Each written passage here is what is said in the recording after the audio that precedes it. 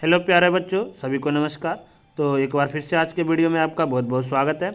बच्चों, आज का वीडियो में जो है हम लोग क्लास नाइन्थ का विषय विज्ञान का वर्कशीट नंबर 5 करने वाले हैं। और ये जो वर्कशीट आया है वायु प्रदूषण से आया है। आपको भी पता है वायु प्रदूषण कैसे आता है, क्यों होता है। पहले देखो यहाँ पे लिखा हुआ वायु प्रदूषण क्या होता है और किसके वजह से होता है।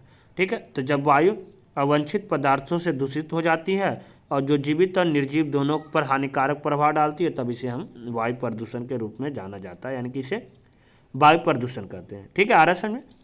वायु को दूषित करने वाले पदार्थ को हम वायु प्रदूषक कहते हैं, यानी कि जो कर रहा है पोल्यूटेंट, जिससे जिससे गंदगी फैल रही है, जैसे धुआं, तो एक प्रदूषक है। ठीक है, जैसे कि कार्बन, सल्फर, नाइट्रोजन ऑक्साइड, धूल, कण, परागन। ठीक है, ये सारे क्या है, एक वायु प्रदूषक है। तो ये आपका इंपॉर्टेंट पॉइंट था। यहाँ पे अब कुछ दे रखा है कि वायु प्रदूषक जो है स्रोत कहाँ कहाँ से आता है, जैसे कारखाना का उत्सर्जन से, ईंधन के रूप में लकड़ी जलाने से, गोबर के जलते उबले से, वाहन का उत्सर्जन से, ये सब आता है। फिर स्मॉग के बारे में बताया गया, कैसे पूरा देखो ये हालत है। ठीक है, इसी के रिलेटेड आपका क्वेश्चन दिया हुआ है, 4 क्वेश्चन दिया हुआ है। पहला है वायु प्रदूषण एवं वायु प्रदूषक को परिभाषित कीजिए। देखो हम तो एक तो नीचे लिख रखे अभी है, अभी करेंगे। इससे पहले आप लोग को हम बता दें, अगर जो आप चाहो तो वर्कशीट से यहाँ से भी लिख सकते हो।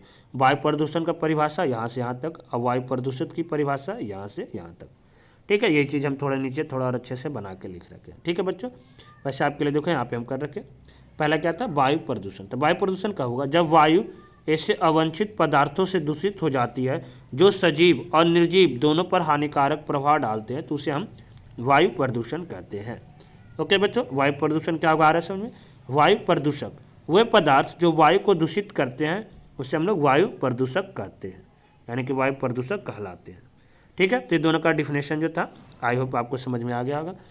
दूसरा क्वेश्चन जो था वायु प्रदूषण के क्या कारण है, क्या क्या कारण है। तभी हम आपको याद होगा ऊपर स्रोत बताए थे कि किस किस से वायु प्रदूषण फैलता है। तो यही सारे कारण हो सकता है एक वायु प्रदूषण का। ठीक है, तो देखो हम यहाँ पे कुछ लिख रखे हैं। कारखाने का उत्सर्जन, लकड़ी जलाना ईंधन के रूप में, गाय के उबले को जलाना, वाहन का उत्सर्जन, ये सारे वायु प्रदूषण के कारण है। तो आप लोग यही लिख लोगे, वायु प्रदूषण के निम्नलिखित कारण है, कारखाना का उत्सर्जन, लकड़ी जलाना, गाय के उबले जलाना, ठीक है, और वाहन में उत्सर्जन।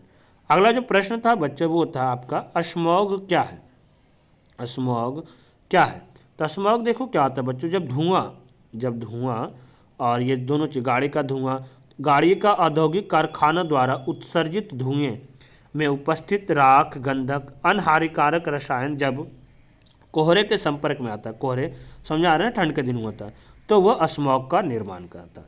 ठीक है, तो यही सब आप लोग लिखोगे, स्मॉग क्या है तो लिखोगे गाड़ी। ठीक है, आई होप कि आपको समझ में आ रहा होगा।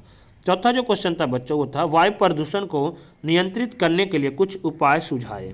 वायु प्रदूषण को नियंत्रित करने में आप कैसे योगदान दे सकते हैं, और जो वायु प्रदूषण है उसको नियंत्रित करने के लिए आप कैसे क्या क्या योगदान दे सकते हैं, क्या उपाय है वो सुझाइए। तो यहाँ पे देखो हम लिख रखे हैं कुछ 3 पॉइंट्स, आप भी 2-3 कुछ भी और एक्स्ट्रा ऐड भी कर सकते हो इसमें।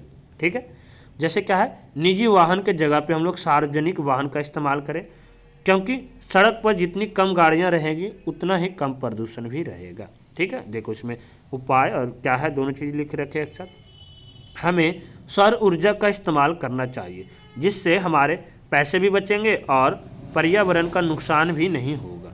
ठीक है, दूसरा उपाय हम बता दिए। तीसरा था अपने बगीचों की सूखी पत्तियों को जलाने की जगह उनका खाद बनाकर बगीचे में ही इस्तेमाल करें। इससे आप हमारे जो भी आपके जगह पे आप लोग हमारे लिखना, आपके पेड़ पौधे का भी फायदा होगा और पत्तियों जलाने से धुआं भी नहीं होगा। तो ये सब कुछ उपाय था जो इससे हम नियंत्रित कर सकते थे। बहुत सारे और कारण हैं, जैसे हम लोग कार पुलिंग का इस्तेमाल कर ले, और कुछ अपनी गाड़ी है मतलब शेयर करके। ठीक है, इस तरह से हम लोग कर सकते हैं। ओके बच्चों, तो बहुत ही आसान सा क्वेश्चन था आज का वर्कशीट में। उम्मीद करते हैं आपको अच्छे से समझ में आया होगा। जो भी है समझ में आया नहीं आया, कुछ भी अपना सजेशंस क्वारी कुछ भी हो तो आप लोग कमेंट करके बता सकते हैं। और इसी तरह से हमारे जुड़े रहिए। फिर मिलते हैं अगली क्लास में। जब तक आप लोग घर पे सेफ रहिए, सुरक्षित रहिए। जय हिंद।